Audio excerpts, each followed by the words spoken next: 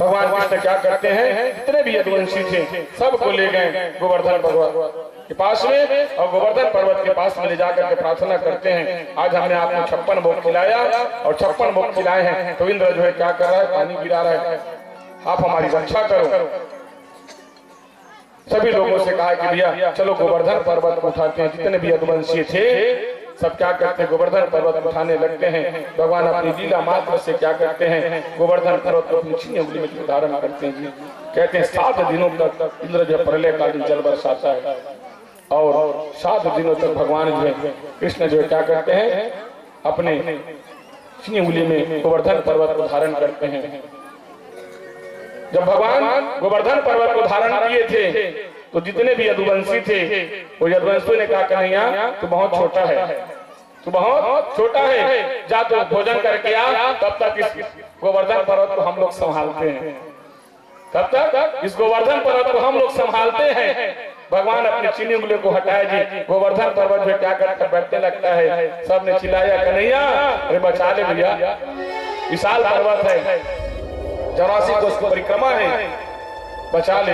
भगवान फिर से धारण करते हैं जी, और फिर से धारण करके 7 दिनों तक भगवान ने गोवर्धन पर्वत को अपनी चीनी उंगली में धारण किया। उसी कारण 7 दिन तक भगवान को भूखे खड़े हुए थे। 7 दिन तक भगवान जो अपने भक्तों के लिए भूखे खड़े हुए थे। जिस दिन इंद्र का जो अभिमान चूर होता है और इंद्र का अभिमान जब टूटा है, तब इंद्र जो आकर के भगवान से क्षमा प्रार्थना किए, और क्षमा प्रार्थना करने के बाद तब से भगवान को जो है 56 भोग लगाने की परंपरा है कि 7 दिन तक भगवान भूखे थे तो सब लोग अपने अपने घर कुछ न कुछ बना करके लाए, और बना करके ला के भगवान को भोग लगाए हैं ठाकुर जी को। गोवर्धन पर्वत के आज भी लोग जो परिक्रमा करने जाते हैं, और परिक्रमा करके ऐसे ऐसे साधु संत हैं जिनको महीनों लग जाता है परिक्रमा करने में। गोवर्धन नाथ महीनों लग जाता है। एक नारियल को रखते हैं और एक नारियल को रख करके 108 बार उसी के पास में लेटते हैं, फिर आगे बढ़ते हैं, फिर 108 बार उसके पास। ऐसे ऐसे साधु चित्र विचित्र लोग वहाँ परिक्रमा करने जाते हैं। जब जाओगे दर्शन करोगे तब लगता है कि अद्भुत है वृंदावन धाम, देखोगे तब अनुभव होता है, बताने से इतना अनुभव हो जाएगा वृंदावन की। सुखदेव जी कहते राजा परीक्षित, भगवान गोवर्धन नाथ की महिमा को बढ़ाने के लिए और पेड़ वृक्ष पहाड़ इन सब की रक्षा करने के लिए भगवान गोवर्धन नाथ की पूजा करते हैं। राम की जीवन को, अपने जीवन, राम के जीवन को हम अपने जीवन में प्रयोग कर सकते हैं। राम का जीवन क्या है, बोले हमारे जीवन में उतार सकते हैं, और कृष्ण के जीवन से हम लोग बहुत कुछ सीख सकते हैं। कृष्ण के जीवन से क्या करते हैं हम लोग सीख सकते हैं। कृष्ण ने जितना भी लीला किया है वो सब क्या है, भक्तों को सीखे कि सब पेड़ की रक्षा करो, वृक्ष की रक्षा करो, पहाड़ की रक्षा करो। सुखदेव जी कहते हैं परीक्षित, एक दिन नंद बाबा जो है क्या करते हैं, कार्तिक शुक्ल पक्ष में एकादशी का उपवास किए, और एकादशी का उपवास करके द्वादशी लगने पर अर्धरात्रि के समय जो है क्या करते हैं, स्नान करने के लिए चले गए। कहाँ? यमुना में। और यमुना में अर्धरात्रि के समय स्नान करने के लिए जब गए, नंद बाबा को मालूम नहीं था कि अर्धरात्रि में नदी तालाब ये सब में जो है क्या स्नान नहीं करना चाहिए। कभी भी हो अर्धरात्रि के समय नदी में तालाब में स्नान नहीं करना चाहिए। जैसे ही यमुना में स्नान करने के लिए जल में गए, उसी समय वरुण देवता के सेवक आ गए, और वरुण देवता के सेवक आकर के नंद बाबा को क्या करते हैं, पकड़ लिए, और पकड़ करके सीधा वरुण लोक में ले जाते हैं। अर्धरात्रि के समय स्नान करने के लिए आया है। कभी कभी देखना रात्रि में कई लोग स्नान करने के लिए आते हैं, तो स्नान करने के लिए जब जाते हैं तो डूब जाते हैं तालाब में। बहुत सारे ऐसी बातें सुनने के लिए मिलता था। इसीलिए अर्धरात्रि के समय जो क्या करना चाहिए, स्नान नहीं करेंगे। वरुण लोग के आए सेवक लोग, और वरुण लोग सीधा उसको लेकर के गए नंद बाबा को। रात्रि में स्नान करने के लिए सुबह हो गई, दोपहर हो गया, शाम हो गई, नंद बाबा कहीं आ नहीं रहे।